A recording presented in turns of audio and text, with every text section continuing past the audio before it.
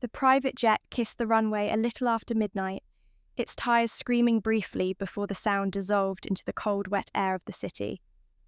The hangar lights threw long, sharp shadows across the tarmac. Perfect cover for secrets, perfect cover for men like Rayan Moretti. Rayan stepped down the stairs with the calm of someone who never feared the ground beneath his feet. A tailored charcoal coat hugged his shoulders. A heavy ring sat on his finger like a signature. Behind him came two men in black, silent, watchful, trained to read danger the way others read headlines. This wasn't just a homecoming. This was a king returning to his kingdom. London had been smooth. Too smooth. The negotiations with the European arms broker had ended in handshakes, champagne, and signatures that would stain the world quietly. Rayan had sealed new routes, new shipments, new power. The kind of business that didn't get printed in newspapers, because the people who tried didn't stay alive long enough to publish. And throughout that entire trip, Selina Voss had been there. Selina wasn't his wife. Selina wasn't even supposed to exist. She was the sort of woman who belonged in shadows. Sharp eyes, sharper smile, ambition wrapped in silk. She never asked Rayan where he went at night or why certain men disappeared. She didn't pretend to be innocent. She enjoyed the danger the way some people enjoyed music. When she laughed, it sounded like a match being struck. With Selina, life felt light, easy. No rules, no history, no expectations. Unlike Ayla Moretti. Ayla had been born into old wealth, the kind that didn't flash itself. Generations of estates, bloodlines, private schools, family names carved into marble. Her family didn't scream power. They breathed it. They wore restraint like jewellery and called it class. When Rayan married Ayla 5 years ago, he'd been rising fast. He already had men, money, and fear. But Ayla's name had opened doors even violence couldn't. Senators smiled for her father. Judges returned calls. Bankers bent their necks just a little lower. Ayla had made him legitimate. She had been beautiful, still was. She had been supportive. She hosted charity galas with the same steady grace that let her sit quietly at the head of a dining table while men twice her age tried not to tremble. But at some point, Rayan had stopped seeing her. She became part of the penthouse like the marble floors and the abstract art, luxury, polished, expected. His wife.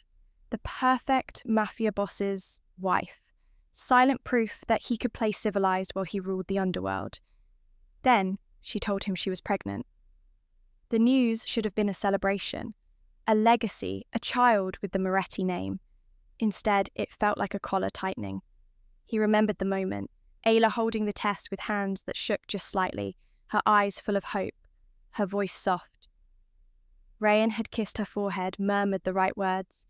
He even smiled, but later, alone, he'd stared at his reflection and thought, now I'm trapped. A baby meant responsibility. It meant risk, weakness. It meant enemies would smile wider because now he had something worth taking. So when the London business trip came up, Rayan accepted immediately. 2 weeks away. 2 weeks of air that didn't smell like obligation. 2 weeks with Selina. Ayla had been 4 months pregnant, pale from sickness that didn't stop at morning. He told her it was urgent, an international negotiation that required his personal presence. She believed him because Ayla believed people the way her world taught her to, by default. That was the thing about Ayla. She trusted him fully, and for someone like Rayan, trust was an easy thing to break. The car ride back was silent except for rain tapping against the windows. His driver navigated the streets like a ghost. Rayan checked his phone. No message from Ayla. That was unusual. Usually, even if she was upset, she sent something. Food is ready. Be careful. I'm awake. Something gentle, something predictable. Tonight, there was only nothing. The elevator opened directly into the penthouse. Warm lights, a scent of expensive candles, the skyline glowing beyond the floor-to-ceiling glass, and yet the air felt wrong, too still. Rayan walked through the living room, scanning. No housekeeper, no soft music, no movement. "Ayla?" he called, his voice calm, too calm. No answer. He checked the bedroom, the kitchen, the guest room, empty. Then he heard it, a faint click like a keyboard key being pressed, coming from his private study. That room was his sanctuary, his command center, his vault of secrets. Ayla rarely entered it, not because she wasn't allowed, but because she respected the boundary. Or so he'd believed. Rayan pushed open the door and stopped. Ayla sat behind his desk, not perched nervously, not hesitant, seated like she belonged there. Her hands were folded neatly on the polished wood. She wore a simple navy dress that made her belly more visible. Her hair, usually loose, soft, was pulled into a clean, severe bun. Her face was composed, but her eyes were colder than the rain outside. On the desk sat a laptop, a stack of printed pages, and, like a knife placed carefully on a plate, Rayan's second phone. The one he'd used in London, the one he'd sworn he left behind. His stomach tightened. Ayla didn't stand. She didn't smile. She didn't rush to embrace him like she once would have. She simply looked at him as if he were a stranger who had wandered into her house by mistake. The silence stretched, thick and suffocating. Finally, Ayla spoke. "Welcome home, Rayan." He tried to keep his expression neutral, tried to keep control the way he always did. "Ayla," he said gently, stepping inside. "Why are you in here? You should be resting." She gestured to the chair across from her desk, slow and deliberate. "Sit." It wasn't a request.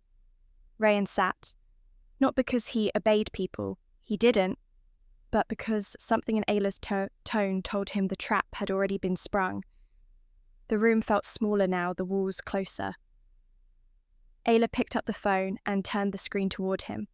A message glowed there, recent enough to still sting.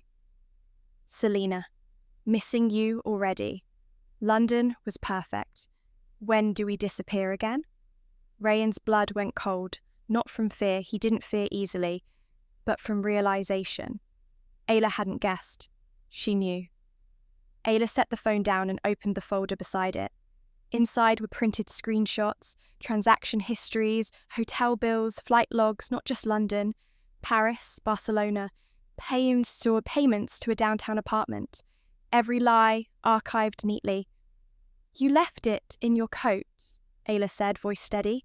"Mina found it while checking your luggage. She brought it to me because she thought you might need it." Rayan stared at the papers like they were written in someone else's language. Ayla leaned forward slightly, her eyes unwavering. "I read everything," she continued.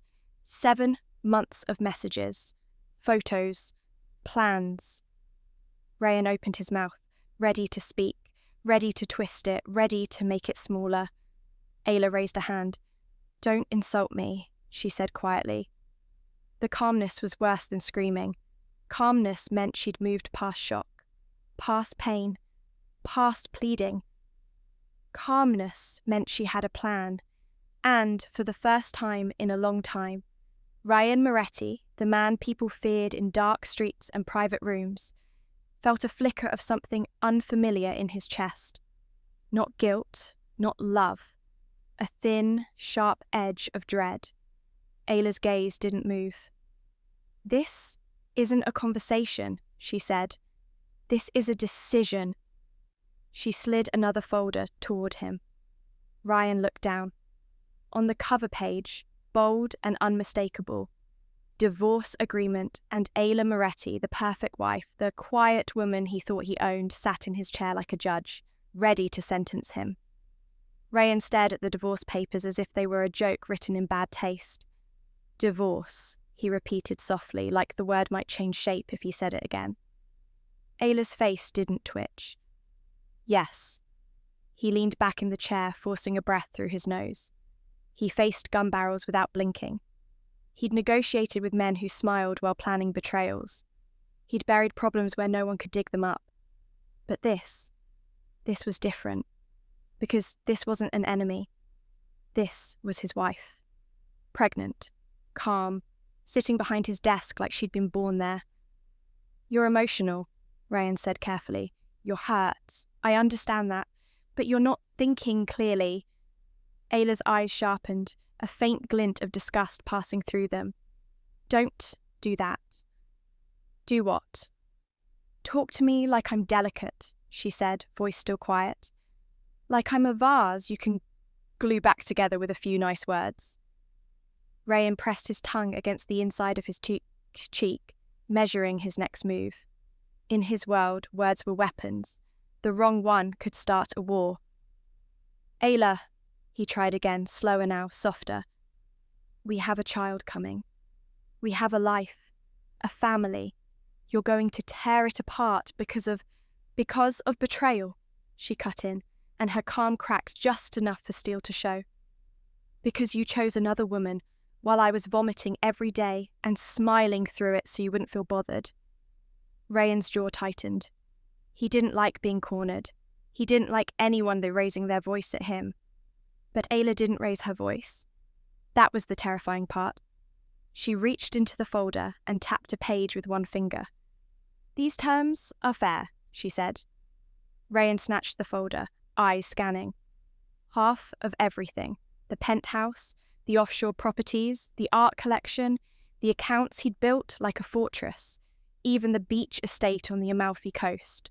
Full custody, supervised visitation, monthly support that reads like an insult. His face flushed hot. "Fair?" he snapped, control slipping. "This is theft." Ayla didn't blink. "It's compensation." "For what? Your feelings?" "For wasting 5 years of my life," she replied. "For humiliating me. For endangering me. For putting your child's mother in a position where she'd be foolish not to protect herself." Ryan slammed the folder shut. "You think you can take half my empire and walk away?" Ayla leaned back slightly, resting one hand on her belly. "You keep saying your empire like I've been living here as decoration." Ryan's voice dropped, darker. You're my wife." Ayla's smile was small and cold. "Not anymore." The silence after that felt like a blade pressed against the throat. Ryan forced his breathing too slow. Rage was easy, rage was familiar, but rage in front of Ayla now felt useless, like roaring at a locked door. He needed control back. "You'll regret this," he said low. Ayla's gaze didn't waver. "No, you will." Ryan's fingers tightened around the folder. "You think I won't fight? You think I'll sign away what I built because you got jealous?" Ayla tilted her head. "Jealous?" She reached for the laptop and turned it toward him. A spreadsheet glowed on the screen, columns, account numbers, dates, transfers, the kind of organization only a person with patience and intelligence could create. Not messy suspicion, not emotional guessing, evidence. Ryan's eyes narrowed as he read the headings. He recognized too much. His private ledgers, the shadow accounts, names that were never supposed to be in writing. His throat tightened. "Where did you get that?" Ayla's voice remained even. "While you were drinking champagne in London, I was learning." Ryan stood so abruptly the chair scraped. "You had no right to access my financial records." Ayla stood too. Slowly, carefully, but with a strength that made her belly look like armor rather than vulnerability. "I had every right," she said, and now her tone finally carried heat. "I'm your wife, Ryan. Those are marital assets.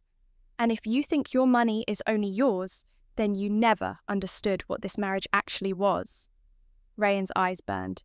"This is my world." "And I've been living in it," Ayla said. "Smiling for your men, hosting for your contacts, shaking hands with people who pretend not to know what you are. I've been your legitimate mask." She stepped around the desk, moving closer, and Ryan found himself not advancing, holding still as she approached. Ayla stopped a few feet from him. You didn't just cheat, she continued. You got careless. Rayan's lips curled. Careless? Ayla lifted the second phone. You left your entire second life in your pocket. Rayan's gaze flicked to it. Ayla lowered it slowly.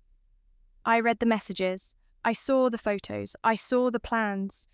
You told her you'd take her away. You told her I was a duty. Rayan opened his mouth. Don't, Ayla said, sharp now. Don't pretend the words don't matter. She walked back to the desk and opened another folder. This one was thicker. He saw printed documents with official stamps, names in bold, a letterhead that made his stomach turn. Ayla slid it forward. My attorney prepared everything. He's very good. Rayan's brows knitted. Your attorney? Yes, she said. James Haldon. My father introduced us. That name is different than a normal lawyer's name should. James Haldon didn't just handle divorces. Men like Haldon handled scandals, quietly, efficiently, and with friends in places you didn't want enemies. Rayan stared. You told your father. Ayla's expression finally shifted. Just a fraction. Pain, maybe. Or disappointment. I didn't want to, she said. But you forced my hand. Rayan's voice turned dangerous. Your family has no idea what kind of people they're dealing with. Ayla met his stare, unflinching. My family has dealt with worse than you, Rayan. That landed like a slap. He took a step closer. You're threatening me? Ayla's eyes didn't lower. I'm giving you options. She clicked something on the laptop. A new folder opened on screen. Inside were neatly labelled files, screenshots, call logs, banking records, photos, dates. Then she added softly, almost kindly, if you fight the divorce, the affair becomes public. Rayan's eyes hardened. You wouldn't. Ayla smiled. I will. His jaw clenched. And if you try to punish me, she continued, I sent this. She tapped the spreadsheet again. Not to gossip blogs, she said. To people who don't care about your reputation. They care about convictions. Rayan's pulse turned slow and heavy. You're bluffing. Ayla leaned in slightly. Test me. For a moment, the only sound was the distant hum of the city and the soft, steady rhythm of rain. Rayan searched her face, trying to find the old Ayla, soft, forgiving, patient. But that woman wasn't standing here. This Ayla looked like someone who had walked through fire and decided she liked this heat. Rayan swallowed the bitter taste in his mouth. So what? He said quietly. You plan to strip me, take my child, and ruin my name? Ayla's voice went colder again. You already ruined your name. I'm just deciding what happens to the pieces. Rayan stared at the divorce agreement. His signature line weighted like a noose. He had always believed he controlled every outcome. But now he understood something that made his stomach sink. Ayla wasn't asking permission. Ayla was executing a plan. And, for the first time, Rayan Moretti realized, too late, that the most dangerous person in the room wasn't him. It was the woman who had finally stopped loving him. Rayan didn't sign that night. Not immediately. A man like him wasn't built to surrender, especially not in his own house, in his own chair, in his own damn study. He left the room without another word or show, not trusting his mouth to form anything that wouldn't turn into a threat. He slept in the guest suite, fully dressed, staring at the ceiling while the penthouse stood quiet around him like a tomb. By morning, his men knew something was wrong. They didn't ask. No one asked Rayan Moretti questions, but they watched him. The way soldiers watch a general who's wounded but still pretending he isn't. He made calls, quiet ones. He tried to trace the leak. How Ayla had gotten into his financial architecture, who had given her access, who had failed him. He ran through names in his head like a list of potential corpses. Mina, the housekeeper, hadn't just found the phone. Someone had slipped it to Ayla. Or Ayla had been watching longer than he ever realized. He summoned Dante Rizzo, his consigliere, before noon. Dante arrived with his usual composure. Dark suit, clean shave, eyes like stone. He listened while Rayan spoke in clipped sentences, leaving out feelings the way men like them always did. When Rayan finished, Dante didn't immediately respond. He simply looked around the study, noticing the missing folders, the faint impression of papers that had once sat neatly on the desk. "You underestimated her," Dante said finally. Rayan's stare sharpened. "Careful." Dante didn't flinch. "It's not disrespectful.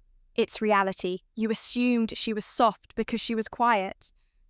Rayan's jaw tightened, but he didn't deny it. Dante continued, controlled. "Her family is old money, boss. That kind of power doesn't scream. It moves like smoke. They have attorneys who keep senators in their contacts, accountants who can kill a man's future with a signature." Rayan's voice dropped. "I can kill men with a bullet, and they can kill you without ever touching a gun," Dante replied. That was the truth Rayan hated most. He could burn down streets, crush rivals, and make people vanish. But scandal, exposure, government heat, those were fires you couldn't shoot. By the second day, James Holden called. Not Ayla, not her father, the lawyer. Holden's voice was polished, smooth as expensive whiskey. "Mr. Moretti, I'll be brief. Mistress Moretti is prepared to file immediately if the agreement is not signed. She prefers a private settlement." Rayan's grip tightened on the phone. "And if I refuse?" Holden paused like he was choosing words that wouldn't get blood on the line. "Then the affair becomes a public record. Additionally, certain financial documents may be forwarded to the appropriate authorities." Rayan's eyes narrowed. "You think you can threaten me?" "I'm not threatening you," Holden said politely. "I'm informing you of the timeline." Then, softer. "Sign, and Mrs. Moretti remains discreet. Refuse, and she becomes thorough." Rayan ended the call without goodbye. He paced his study like a caged predator, rage rolling through him in waves. Selina. The trips, the stupid indulgence. For a man who prided himself on control, he'd been reckless. Like a boy who thought consequence was something that happened to other people. He tried calling Selina. Once, twice, no answer. The third time, she replied with a short message. "I'm busy, I'll call later." Later never came. By the fourth day, she was gone, moved out of the apartment he'd rented. Her number disconnected, her social circle suddenly unavailable. She didn't even bother with an explanation. Selina Voss had always loved excitement, but she didn't love the danger that turned serious, and Ayla had turned it serious. On the fifth day, Rayan signed. Not because he agreed, not because he was sorry, because he understood leverage, and Ayla had it. When his pen met the paper, he felt something in him fracture, an ugly, bitter crack of pride. He handed the documents back with a blank face. Ayla didn't smile. She didn't celebrate. She only nodded once, like a judge confirming a sentence. "I'll have my people finalize it," she said. Rayan studied her, voice low. "You planned this." Ayla's gaze held his. "I prepared for reality." "Since when?" he asked. She answered honestly. "Since I realized you could destroy me if I stayed the woman you thought I was." That line stayed in his skull long after she left the room. 3 months passed. Rayan's world didn't explode overnight. It rotted. Reputation was currency in his circles. Not morality, never morality, but stability. Discretion. The promise that a man's personal life wouldn't spill into business. Then whispers started. An expensive woman in London. A second phone. A wife who walked away with half the empire. Nobody knew the full story, but they didn't need to. Rumours are the poor man's weapon and the rich man's disease. A partner in Milan delayed payments. A supplier in Marseille demanded new guarantees. A banker stopped answering as quickly. Then a judge denied a permit that should have been automatic. Small cuts. Death by paper.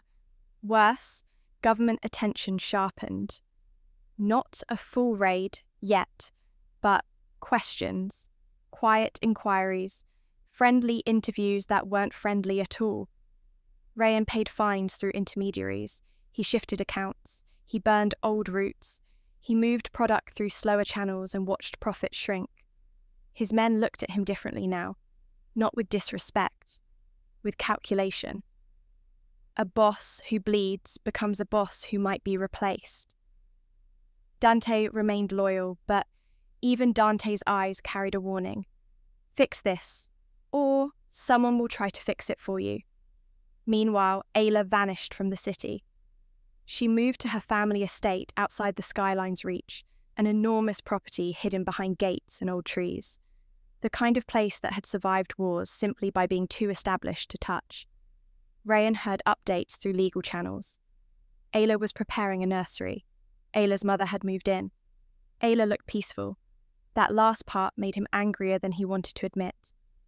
In early spring, Ayla gave birth to a baby girl, a healthy child. Rayan was notified as required.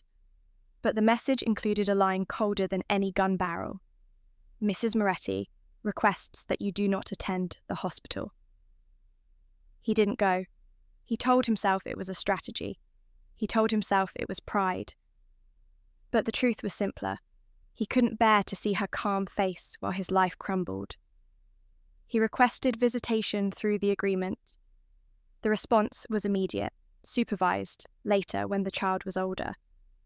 Ayla wasn't keeping the baby from him out of cruelty. She was keeping the baby safe. Because Rayan Moretti had enemies.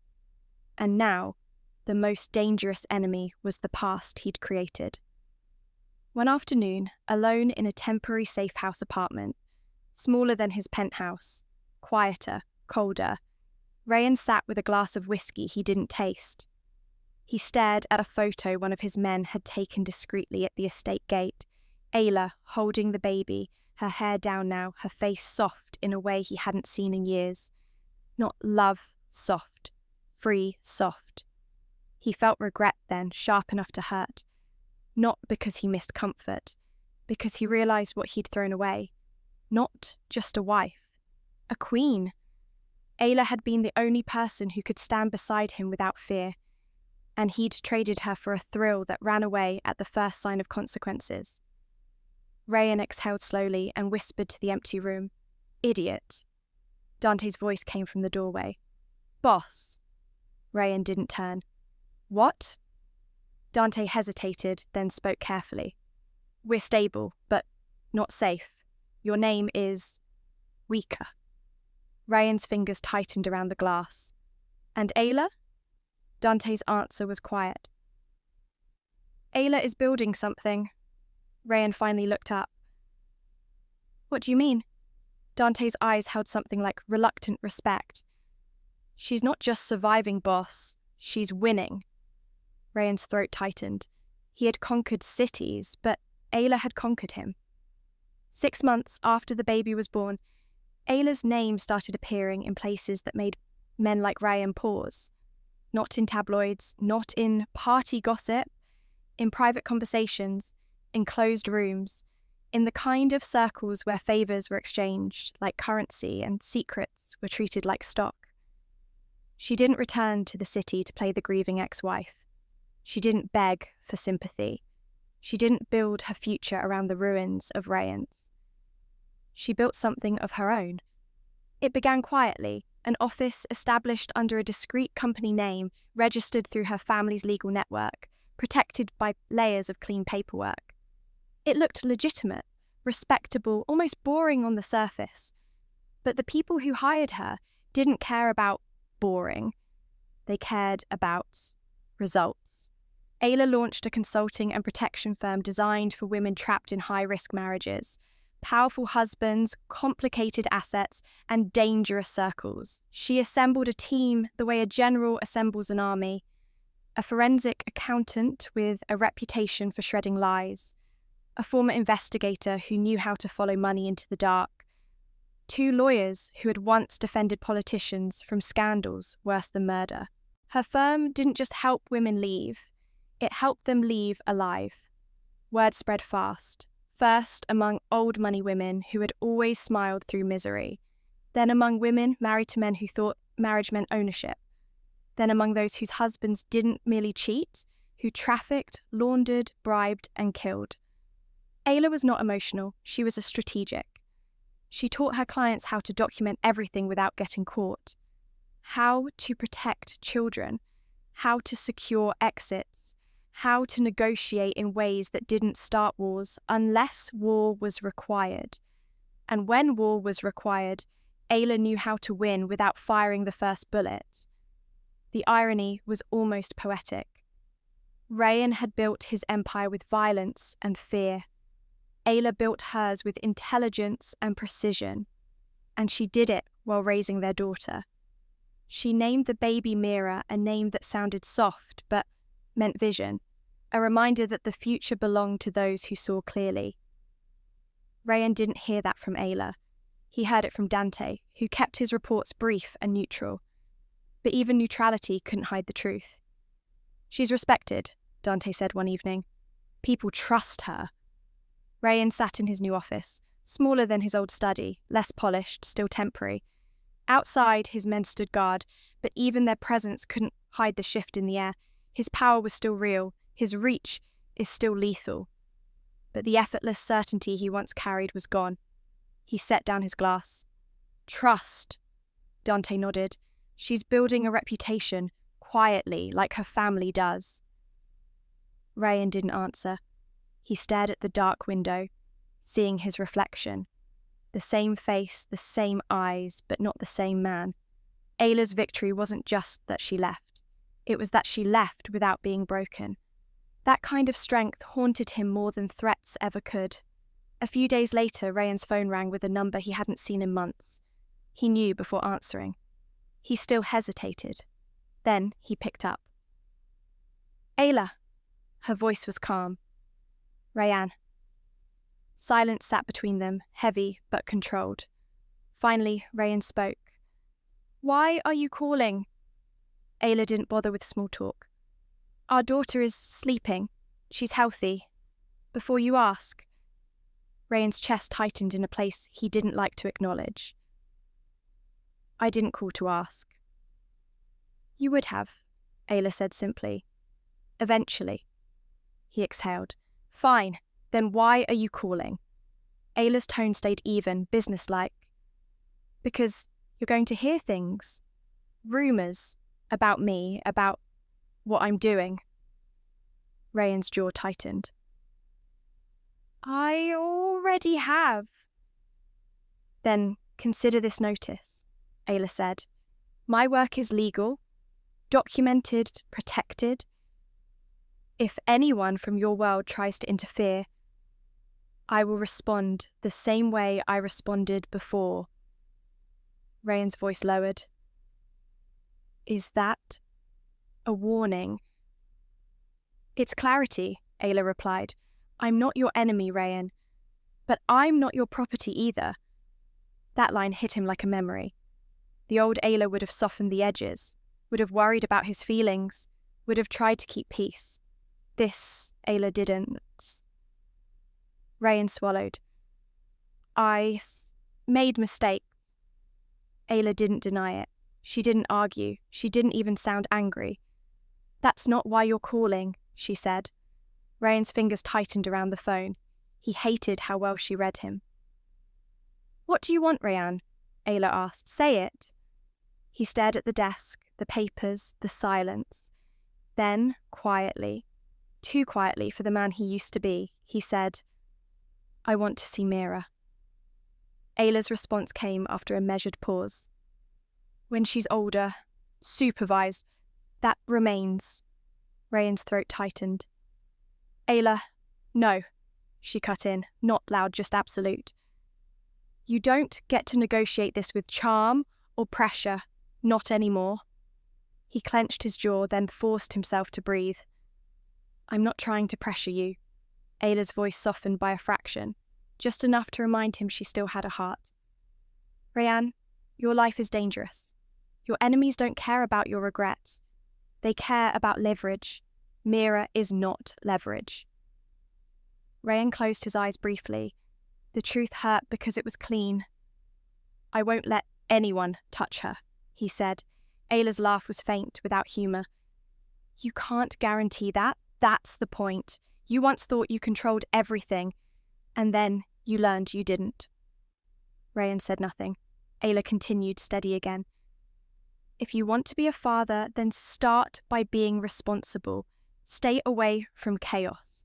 Keep your name quiet. Keep your people away from my estate. And when the time is right, we'll do this properly. He felt something twist inside him. Not forgiveness, not hope. Something like shame. I understand, he said. Ayla paused, then added, And Rayanne? Yes. Her voice was cold again. Don't ever contact Selena Voss again. If she comes near my daughter, I'll bury her with paperwork first, and if that doesn't work, I'll use other tools. Rayanne's eyes narrowed. Other tools. Ayla didn't elaborate. She didn't need to. Old money had resources that didn't leave fingerprints. Good night, she said. Then the call ended. Rayanne sat there, phone still against his ear, listening to dead air. A year ago, he would have reacted with anger, made threats, demanded respect. Now, he just sat, because the most brutal truth was simple. Ayla didn't hate him enough to destroy him. She simply didn't need him. Later that night, Rayanne stepped onto his balcony, looking out over the city lights. He had money, men, weapons, roots, but none of it felt like power in that moment. Power was Ayla standing in her estate, holding Mira, smiling without fear. Power was choosing freedom over revenge. Rayanne Moretti had built an empire. Ayla Moretti had built a life. And in the quiet between rain and neon, Rayanne finally understood the real punishment for betrayal. Not losing wealth, not losing status, losing the right to be part of something pure. He looked up at the sky, swallowed hard, and whispered the only honest thing he'd said in a long time. I'm sorry. But the night didn't answer. It never did.